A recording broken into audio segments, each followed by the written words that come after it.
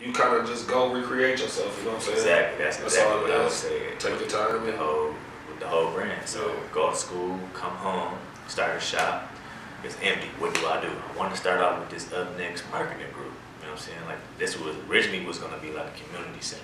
Like I wanted to have computers in here for the kids. I wanted to help student athletes, like with their NCAA stuff and make sure that they're eligible, make sure they're taking the right classes so they can go to college. You know what I'm saying? Things that the parents really don't know about because there's so many loopholes they don't tell you. So when you graduate 12th grade, you done playing football, basketball, season over with, you ain't got no scholarships. Now you working. No, it's back to this out here, right? Or you in the plant. Nothing wrong with the plant. No, we done lost so much talent to the streets, man. Just off that shit right there. Exactly. You know what I'm saying? Like not having the right tools and education to, you know what I'm saying? Right on the head. Right on the head. So I just wanted to be that guy that really. I went to private school. I ain't never went to Pontiac school, like public school. I went to Crowfoot, kindergarten, went to Owen, first, second grade. That number was so easy to me. They told me to go somewhere else. They literally told my mom to take him out, go somewhere else. So I went to Ward Charter from 3rd grade to 8th grade.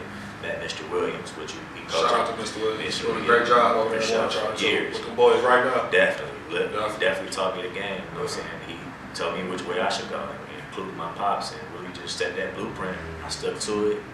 He was the guy that I looked up to, and he really showed me the ropes and everything. He was a student athlete, played football, so I took that and ran with it. Speaking of Mr. Williams, right?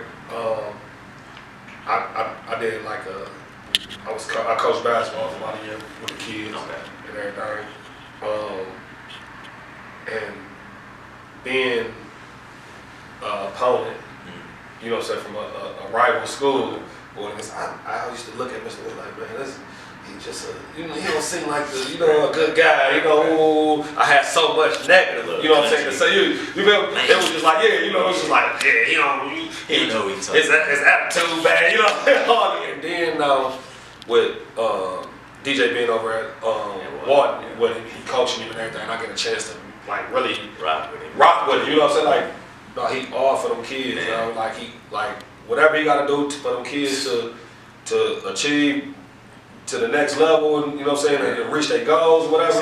He's on it, man. Like I take my hat off to that man. He definitely won, bro. From day one. He definitely holding it down. He hit it off, bro. He picked me up and take me to school. He stayed around the corner from each other. He made sure I got to school.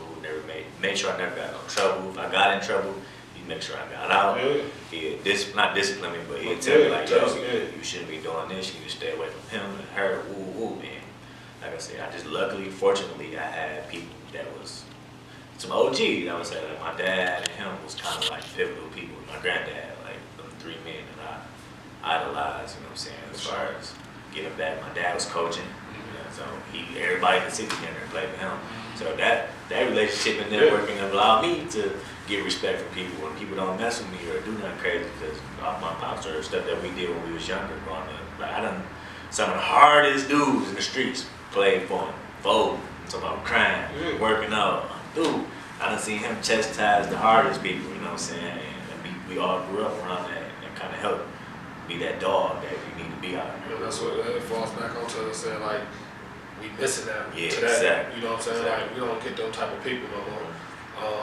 Like I say, ain't no real grannies and grandparents around no more. You know what I'm saying? All the kids coming up, they real disrespectful. You know what I'm saying? No respect for the elders and shit. You know what I'm saying? Don't really have no kind of ambition, no kind of goal, like real life goals. You know what I'm saying? Like today's kids' goals is a Louis belt. You know what I'm saying? Right, get a bag, be a rapper, you feel me? Shit like that, so you know what I'm saying? Other ways, man. And I'm not gonna say I'm not knocking nobody that got talent, because we all for the music. That's what we do over here at the Bag Report. This music will help us build this platform right here. You know what I'm saying? Another thing I would say, if you got music, man, bring it to the shop. Like, we'll play it. You know what I'm saying? All day, if it's a week or whatever, we'll let you know. And, you need to come a little harder. I ain't playing it because but bring it to the shop. You got business, promotion, CDs, cars, flyers. Bring them through for free. I ain't charging you nothing. Speaking of the shop,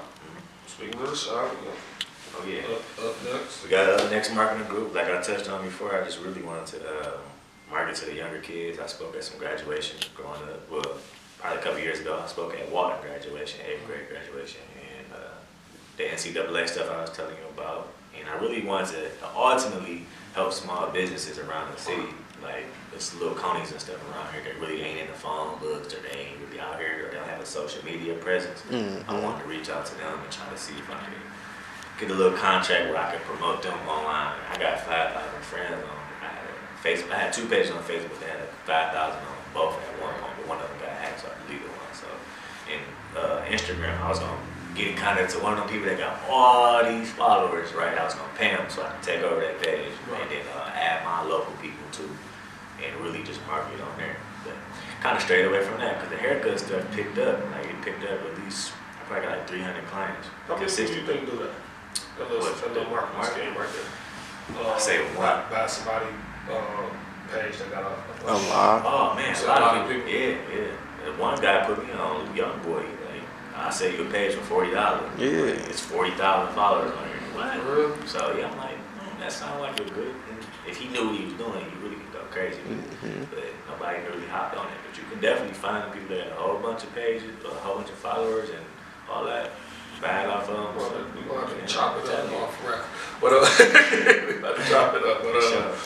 But that's deep. Yeah, that's deep. deep. Definitely the platform on a national level. When hashtags was first coming out, I was utilizing them boys heavy. Like Instagram first came out, Twitter and all that stuff.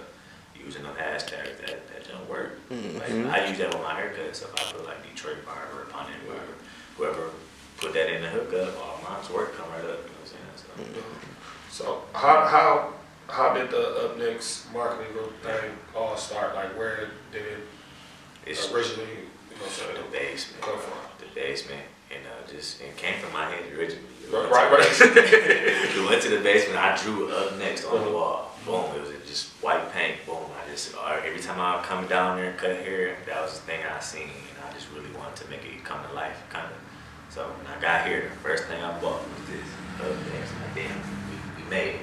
It ain't where I wanted to be still, but it's progress. You know what I'm saying? So it's growing, and it's something that I wanted to do on my own. You know what I'm saying? I did it on my own. Me and my brother, he helped me decorate or whatever, but it was really just me on the marketing tip. On the barber tip, it was me and he from doing that. We got checks in here, great. But the Up Next name was really like, we up next, like the next people that's coming up as far as the younger age groups, like who's up next, you know what I mean? So I always want to keep that mantra. Then when I'm cutting hair, I'm done cutting hair. We're going next. You know what I'm saying? We're going to keep it up. So it fall into the barbershop. It fall into the barbershop. So with that, like I said, with the high school stuff, they're going to be the people that's up next with it. So we're going to keep the torch going, keep that positivity. And that's what I really wanted to aim for, is getting back to the community, positive messages, promoting that generational excellence, like 2001, 2002, Northern basketball, sports, they set the standards, they champs, you know what I'm saying? So that was the standard here from 01, 02, Pontiac, when it comes to hooping,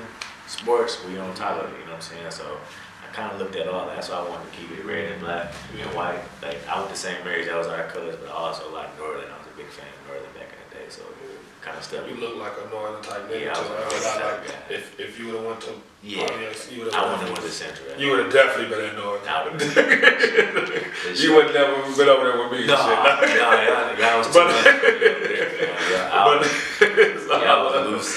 Shout out to all the Huskies. Hey, speaking of Huskies and shit, not to, you know what I'm saying, but I want to get the alumni together, man. Like, Pontiac Central, Pontiac Northern, and do like a dope ass alumni like interview or some shit. You know what I'm saying? Something, yeah, that'd be dope. Just because I know a lot of people got a lot of stories and shit. You know what I'm saying? Right. That was a big rival. See, I wish we would have some people in here, but like when they come in here, they talk about C-Rides and all that. Yeah. Like, I ain't see C-Ride. I'm only 26. I was never around. Straight? I never seen him in real life. I seen film of him because I went to St. Mary's and treated him like a god up there. But I heard he was on the hardwood or on the field. I'm saying on the field. I heard he was bad. Like, God damn. I heard that. Yeah. Man, I never had a chance to really. But Lama was too. Yeah, I heard too. I seen him. I used to go to North and Central games. But Lama was nice. But C-Rice. I like Ricky Morgan. Oh yeah, Rick went crazy. That was number 11. I wore number 11 from 5th grade. Rick was sweet. To the 8th grade. Rick definitely was sweet. Yeah. My dog was Nick though. Nick ran the show over there. Look, young Nick, yeah. We was taking for Nick gun dog. Yeah, he was tough for sure. They He was loaded. They was loaded. Then went on the prior. You know what I'm saying? Tell me all that. Then went to Drake Day, and it was always got some killers. You know, like they was tough too. Movies and we got some killers. Don't sleep on the orange and black. He was bringing that shit. Recent was good. Yeah. Like Javon White over there. I know my Will McDonald. Yes, I know my sports over there. I watched him. Reese, my dog Reese. My brother Cole was shooting him out from the corner. The receiver they had went to Northwood. I think it was Twan Carr or something. Oh yeah, Twan was done. Yeah, some guys. And nigga Pop ran the one on there. Pop. All them guys we named, only a couple of guys made it out to the next level, and that comes from what? Not knowing what classes to take, bullshitting out in the streets or whatever the case may be, and they consume you. But you gotta be really physically, mentally tough to really fight through that adversity. And that goes on to a book I'm writing. I'm writing a book. It's called The U-Print. Hold on. Yep. Like clothes, barbershop, marketing, parties, athlete, mentoring the kids. Yeah, it's like now the next chapter is complete the book. Yeah, that's different. That's different money now. We talking. They got ebooks now. You gotta sell the hard. That's true. So I can just get a publisher. They edit it for me. Put it on Amazon, $10. What can we expect from Suave on Looked Into? Man, it's really gonna be my whole story. How I navigated the pitfalls of growing up in an urban environment. It's really for minorities, Puerto Ricans, Mexicans. It'll be dope too, 'cause like I say, man, you sink a lot of good talent fall. For sure. Just right here. You know what I'm saying? Not speaking on all the talent in the world that go through the same. Definitely. Life on the 6'3", niggas bust quick. Don't come around the niggas pussy on that fuck shit. Talking loud and popping off and get you touched quick. Don't wanna sell nickel backs, I wanna touch bricks. I'ma make it. That's all that's in my head, I couldn't even go to bed. Sometimes I sit and think of who I want to give me head. The one I really want, she probably in another nigga bed. I know it's fucked up, but nigga gotta keep moving. 'Cause one thing a real nigga do is keep moving. Don't worry about these hoes, 'cause all they good for is choosing. I tried to trust a bitch, but overall I was losing. Came up hard, off finessing in the back streets. Called G, said